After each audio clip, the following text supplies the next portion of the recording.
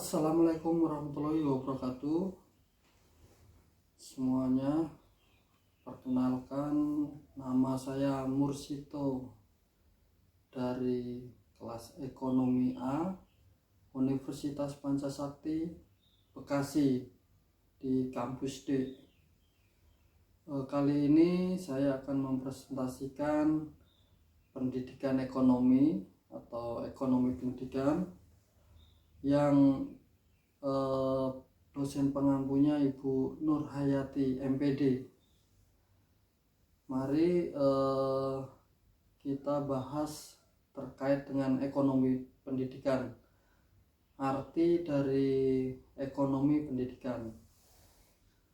Ekonomi adalah ilmu yang mempelajari tentang bagaimana manusia dan masyarakat memilih menggunakan uang atau tidak untuk memanfaatkan sumber daya produktif yang langka guna menghasilkan bermacam-macam komoditas dari waktu ke waktu dan mendistribusikannya untuk konsumsi waktu sekarang dan untuk waktu yang kemudian.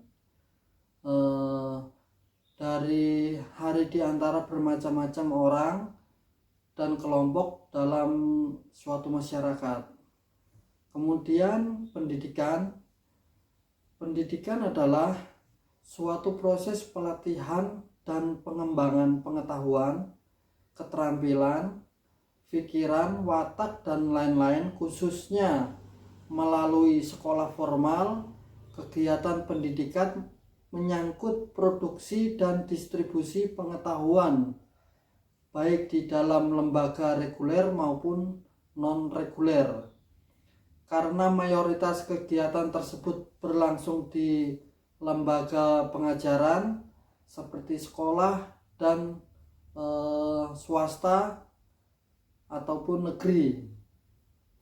Kemudian ekonomi pendidikan itu sendiri berarti suatu kegiatan mengenai bagaimana manusia dan masyarakat memilih dengan atau tanpa uang untuk memanfaatkan sumber daya produktif yang langka untuk menciptakan berbagai jenis pelatihan, pengembangan pengetahuan, keterampilan, pikiran watak, dan lain-lain, terutama melalui sekolah formal dalam suatu jangka waktu dan mendistribusikannya sekarang kelak di kalangan masyarakat. Pengertian atau definisi ekonomi pendidikan. Ekonomi ilmu memproduksi dan distribusi seluruh sumber daya yang langka, baik itu benda fisik maupun jasa yang setiap individu membutuhkannya. Kemudian definisi dari pendidikan, proses pelatihan dan pengembangan pengetahuan, keterampilan, daya pikir, karakter, dan lain-lain, khususnya melalui pendidikan formal. Kemudian untuk ruang lingkup ekonomi pendidikan adalah ruang lingkup ekonomi pendidikan meliputi 1. Permintaan, penawaran, dan harga pendidikan. Kemudian yang kedua, pendidikan sebagai konsumsi dan sebagai investasi privat dan sosial. Yang ketiga, kontribusi pendidikan terhadap pertumbuhan ekonomi. Kemudian yang keempat, nilai tambah pendidikan dan metode perhitungannya. Kemudian yang kelima, pembentukan modal manusia, human capital. Yang keenam, produksi pendidikan.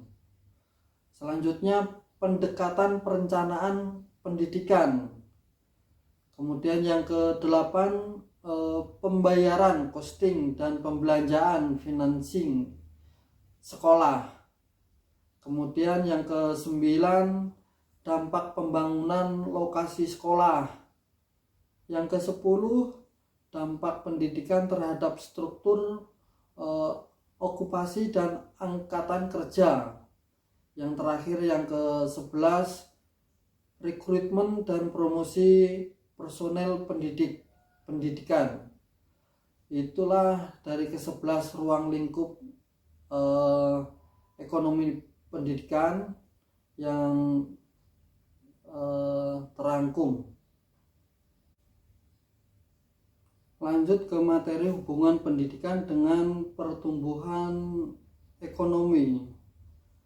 Dari hasil penelitian memperlihatkan adanya hubungan yang ajek atau datar dan positif antara derajat pendidikan dengan kehidupan ekonomi.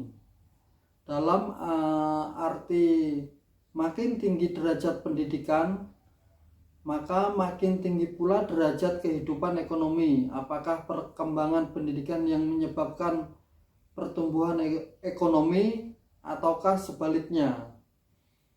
Terhadap permasalahan ini ternyata banyak bukti yang menunjukkan bahwa antara keduanya terdapat hubungan saling mempengaruhi,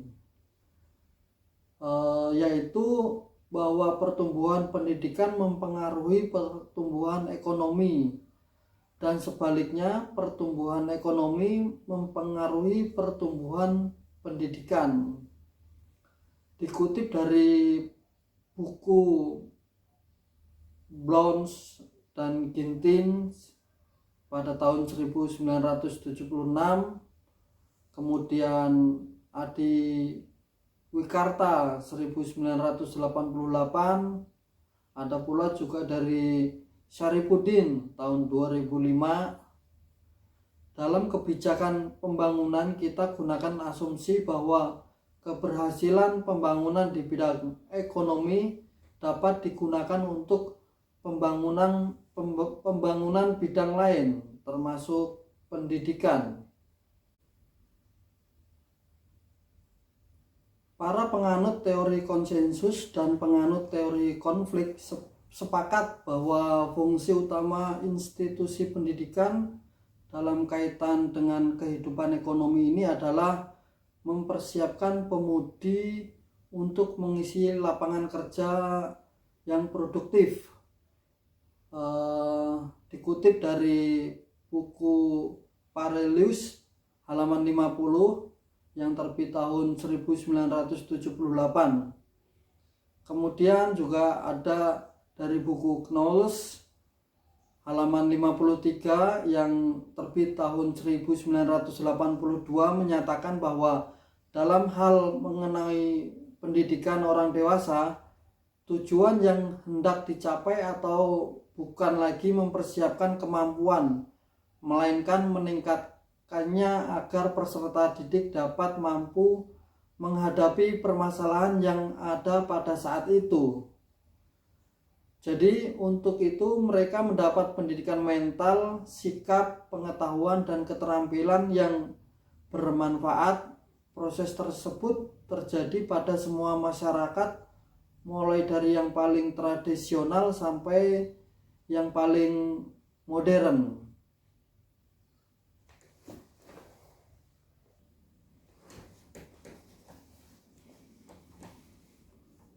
Berikut beberapa poin terkait dengan ekonomi pendidikan. Pendidikan secara universal berarti upaya mengubah manusia menjadi lebih cerdas. Kemudian konsep filosof pendidikan Indonesia dinyatakan bahwa pendidikan ialah upaya mencerdaskan kehidupan bangsa, bukan hanya kecerdasan kognitif atau intelektual, tapi kecerdasan manusia yang seutuhnya, kecerdasan total manusia dalam berbagai bidang kehidupan. Semakin besar jumlah tenaga kerja, yang berarti laju pertumbuhan ekonomi penduduk tinggi, semakin tinggi pula besar pendapatan nasional dan semakin tinggi pertumbuhan ekonomi nasional. Semakin besar jumlah tenaga kerja itu mempengaruhi pertumbuhan ekonomi nasional. Di negara berkembang dan negara terbelakang, laju pertumbuhan penduduk lebih tinggi daripada di negara maju. Mengapa pertumbuhan ekonomi lebih tinggi di negara maju? Yaitu pertanyaan untuk kita semua. Kenapa di negara yang pertumbuhan ekonominya lebih tinggi itu dia perkembangannya lebih pesat gitu. Kemudian kedua faktor selain tenaga kerja sangat berperan penting dalam pertumbuhan ekonomi. Studi yang dilakukan Profesor Ekonomi dari Universitas Harvard, Del Johnson 1987 pada ekonomi Amerika Serikat dengan rentang waktu 1948 sampai 1979. Pada ekonomi Amerika Serikat dengan rentang tersebut menunjukkan bahwa 46% modal capital formation dan 30% pertumbuhan tenaga kerja dan modal manusia, kemudian 24% kemajuan teknologi. Jadi di sini ada 30% pertumbuhan tenaga kerja dan modal manusia serta 46% capital formation. Sedangkan laju kemajuan teknologinya mencapai 24%. Nah, itulah yang dilakukan studi oleh Profesor Ekonomi dari Universitas Harvard. Berikut peran pelaksanaan pendidikan pada masyarakat tradisional dan modern dalam hubungannya dengan kehidupan ekonomi. Dalam peranannya terbagi menjadi 3 di sini: lingkungan pendidikan keluarga, lingkungan pendidikan sekolah, dan lingkungan pendidikan di masyarakat. Kemudian di keluarga dalam ekonomi tradisional itu memegang peran utama dalam menyiapkan anak agar secepat mungkin mampu melaksanakan ekonomi orang dewasa, misalkan keterampilan mental dan nilai sikap. Kemudian untuk ekonomi modern melakukan pengasuhan dasar, menyerahkan pendidikan pada saat anak berusia tertentu kepada sekolah, mendorong, membantu, mengawasi anak pada sistem sekolah. Kemudian pada lingkungan pendidikan sekolah, untuk ekonomi tradisional mempersiapkan golongan elit dengan kemampuan dasar membaca, menulis, menghitung, fungsi selektif dan fungsi alokatif. Kemudian pada ekonomi modern menyiapkan ahli dalam berbagai bidang kehidupan, fungsi selektif dan fungsi alokatif. Kemudian pada lingkungan pendidikan masyarakat, ini di ekonomi tradisional itu menyediakan modal untuk ditiru, menyelenggarakan latihan atau magang, kemudian menyelenggarakan upacara inisiasi. Dan untuk ekonomi modern menyelenggarakan pendidikan orang dewasa secara terorganisir, menyediakan media komunikasi, kemudian menyediakan area kompetensi atau kompetisi gitu.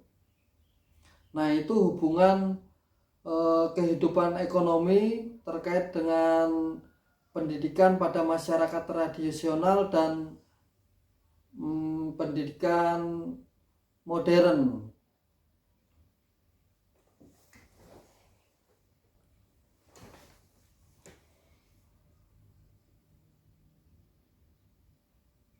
Perspektif secara teoritis yang menjelaskan hubungan antara pendidikan dan pertumbuhan ekonomi itu ada 3 teori, yaitu yang pertama teori modal manusia, kemudian yang kedua teori alokasi, yang ketiga teori reproduksi strata sosial.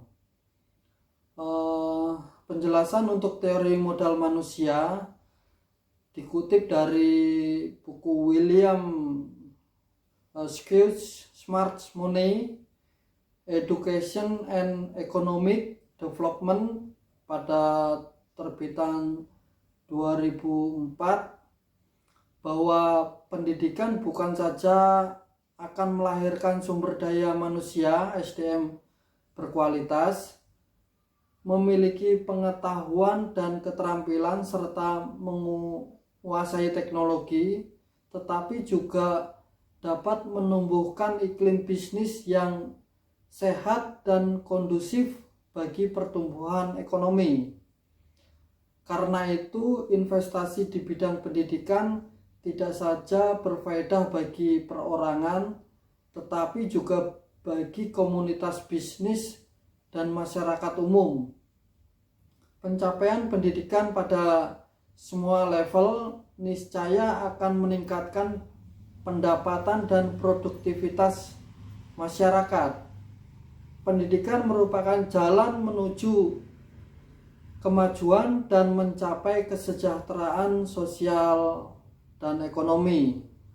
Sedangkan kegagalan membangun pendidikan akan melahirkan berbagai problem krusial: pengangguran, kriminalitas, penyalahgunaan narkoba, dan welfare defensi yang menjadi beban sosial politik bagi pemerintah. Paradigma pembangunan merujuk knowledge based economy tampak yang dominan. Paradigma ini menegaskan 3 hal. Yang pertama, kemajuan ekonomi dalam banyak hal bertumpu pada basis dukungan ilmu, pengetahuan, dan teknologi. Kemudian yang kedua, hubungan kausalitas antara pendidikan dan kemajuan ekonomi menjadi kian kuat dan solid. Kemudian yang ketiga, pendidikan menjadi penggerak utama dinamika perkembangan ekonomi yang mendorong proses transformasi struktural berjangka panjang.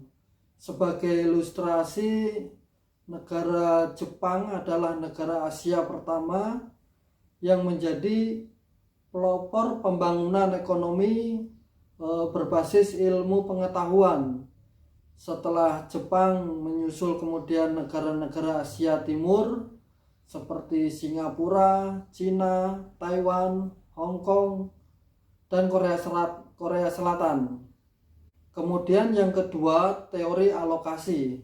Dalam ekonomi modern sekarang ini, angkatan kerja yang berkeahlian tinggi tidak begitu dibutuhkan lagi, karena perkembangan teknologi yang sangat cepat dan proses produksi yang semakin dapat disederhanakan. Dengan demikian, orang berpendidikan rendah tetapi mendapat pelatihan yang memakan periode jauh lebih pendek dan sifatnya non-formal, akan memiliki produktivitas relatif sama dengan orang yang berpendidikan tinggi dan berpendidikan formal. Argumen ini diformalkan dalam suatu teori yang dikenal dengan teori alokasi atau persaingan status yang mendapat dukungan dari teori Mayer pada 1977 dan teori dari Collin 1979. Kemudian yang ketiga, yang terakhir, teori reproduksi strata sosial. Teori ini memperlakukan pendidikan sebagai suatu lembaga sosial yang salah satu fungsinya menghasilkan personil secara sosial menurut strata pendidikan. Keinginan mencapai status lebih tinggi mengiring orang untuk mengambil pendidikan lebih tinggi, meskipun orang-orang berpendidikan tinggi memiliki proporsi lebih tinggi dalam pendapatan nasional, tetapi peningkatan proporsi orang yang berpendidikan tinggi dalam suatu bangsa tidak akan secara otomatis meningkatkan eksplorasi ataupun pertumbuhan ekonomi. Ada beberapa faktor yang mempengaruhi permintaan pendidikan. Faktor yang pertama itu budaya politik dan ekonomi. Kemudian faktor yang kedua, permintaan pendidikan perorangan secara agregat dipengaruhi oleh faktor-faktor antara lain pendapatan orang tua, kemudian pendidikan orang tua, lalu pekerjaan orang tua, biaya pendidikan, kebijaksanaan umum pemerintah, lalu faktor kebijaksanaan lembaga dan persepsi individu terhadap tiap-tiap jenis pendidikan. Permintaan pendidikan juga tergantung kepada cara pandangnya, yaitu apakah pendidikan itu dianggap sebagai konsumsi atau sebagai investasi atau konsumsi dan investasi. Pendidikan sebagai investasi bertujuan untuk memperoleh pendapatan neto atau rate of return yang lebih besar di masa yang akan mendatang, di masa yang akan datang. Biaya pendidikan dalam jenis pendidikan ini dipandang sebagai jumlah uang yang dibelikan untuk memperoleh atau ditanamkan dalam sejumlah modal manusia, human capital, yang dapat memperbesar kemampuan ekonomi dan masa yang akan datang. Kemudian pendidikan sebagai investasi didasarkan atas anggaran bahwa manusia merupakan suatu bentuk kapital atau modal, sebagaimana bentuk-bentuk kapital lainnya yang sangat menentukan terhadap pertumbuhan produktivitas suatu bangsa. Melalui investasi dirinya, seseorang dapat memperluas alternatif untuk kegiatan-kegiatan lainnya sehingga dapat meningkatkan kesejahteraan hidupnya di masa yang akan datang.